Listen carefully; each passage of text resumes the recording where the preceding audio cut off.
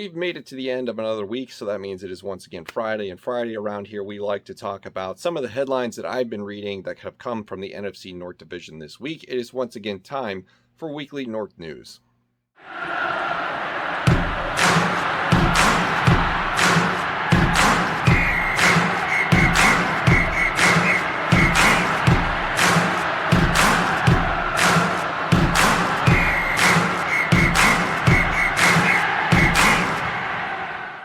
All right, everyone, hello and welcome into the 26th edition of Weekly North News here on this wonderful Friday. Thank you for joining us. Glad to have you in. It is about 20 minutes until the NHL draft begins. I have about 38% battery life left on this camera, so we're going to try to do this rather quickly, although we do have a very good episode here, a lot of good stories to talk about. We're going to do the traditional format where we talk about one headline for each team that came out of the NFC North Division this week. We're going to start things off right away. Let's dig into it, with the Green Bay Packers taking the top headline spot of the week, also wearing the Minnesota Wild hat for the draft tonight. Looking forward to that, even though we don't pick until the 20s. It is what it is. Anyway, back to the Green Bay Packers. Their headline of the week is, the Packers and Davante Adams have broken off contract extension talks. It's a really good day to be a Minnesota Vikings fan because we have this story and the one that's going to come after it. So, sticking with this story first, it looks like the long-term extension contract talks that have been going on for a few months now between Davante Adams and the Green Bay Packers have hit a bump in the road. They are officially, quote, now in a bad place when it comes to negotiations between the two sides, according to NFL Network. As I said, that these negotiations have been going on for months. And right now, according to NFL Network and Ian Rappaport, there is no current plan to resume them at this point, and Davante Adams' current contract expires at the end of the 2021 season. So we've gone full circle with the Green Bay Packers. I don't know what the front office is doing to these guys, and as much as I want to jump on the bandwagon of making fun of them and, you know, pointing and laughing, haha, you guys are in peril and this is hilarious to us because you're our rival, I don't want to do that because this could very easily one day be us.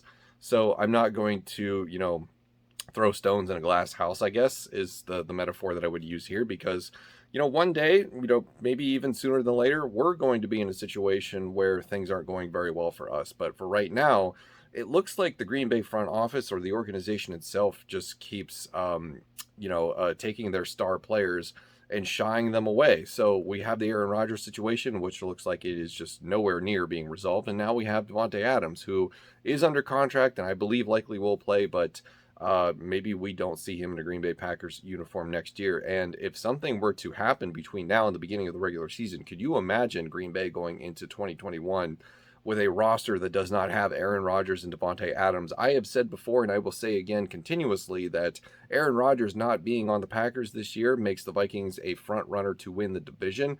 And without Davante Adams, nothing is guaranteed, but we're inching closer to that territory. All the Vikings have to do is not screw it up. It would be their division to win, and the only way that somebody else would lose it is if they shot themselves in the foot on a massive level. So that is the headline coming out of Green Bay this week. Davante Adams and the Packers contract extension talks have stifled. Moving on to our second headline of the week, we're going to give that to the Minnesota Vikings because some breaking news today is that Dede Westbrook is in Minnesota and will work out with the Vikings tomorrow. So this was also reported by NFL Network, but it was first picked up by, I don't know if it was Tom Pelissero or Ben Gosling, who found his Snapchat and the fact that he was, showcasing his location on Snapchat, that he was in Minnesota taking pictures of the TCO Performance Center. The workout is tomorrow. He will likely sign if things go well. And there are other teams that he is interested in. He was actually preparing to, I believe, go to Seattle, but because we have the X Factor, we have his buddy Keenan McCardell, the wide receivers coach, on our staff. Keenan McCardell was able to talk Dede Westbrook into making a quick stop in Minnesota for a workout. Now, this is exciting because this is what we've been talking about for months, right? This is what we've been going on about. Wide receiver 3, what free agents are still out there that we could realistically get. And I'm not going to claim to be the original, the person who came up with this as an idea. I think somebody else, many people had it before me.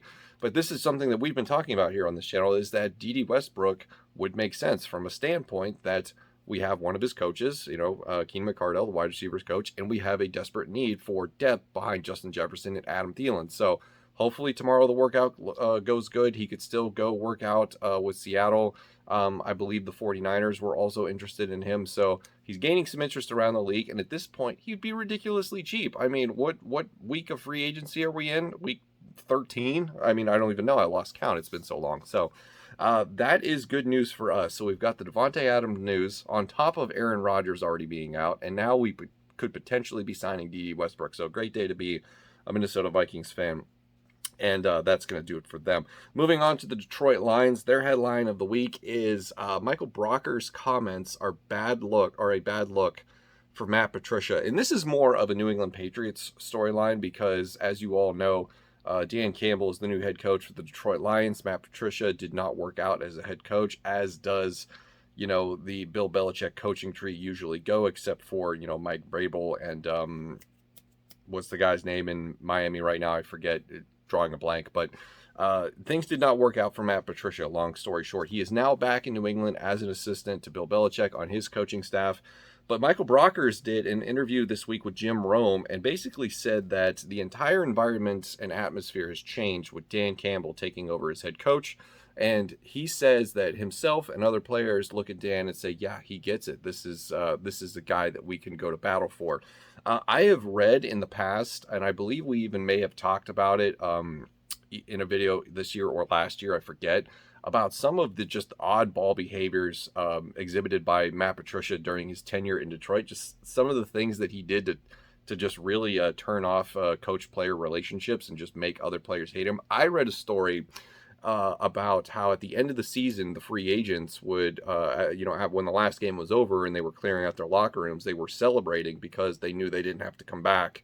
And the other veterans who were still under contract were dismayed by that fact. So Matt Patricia did some goofy things, but it's good to see that the environment's changing for the Lions. Maybe that's the first step towards them getting out of the basement of the division, even though I still think that they have a roster that does not have good enough talent to compete for anything that resembles a playoff spot this year. But, as goofy as Dan Campbell is with his interviews and his persona, altogether, at least he is getting good response out of the players, and maybe that's what you really need as a foundation going forward for the Detroit Lions.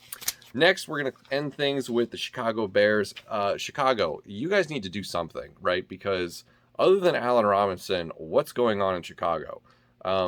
Every time I, surf the web for headlines and news and just, I follow the Chicago Bears on Twitter. I follow some Chicago Bears media outlets, some independent media. And just not a whole lot's going on in the Windy City when it comes to football. So we're going to dive into something that we've previously talked about with a little bit of a different twist.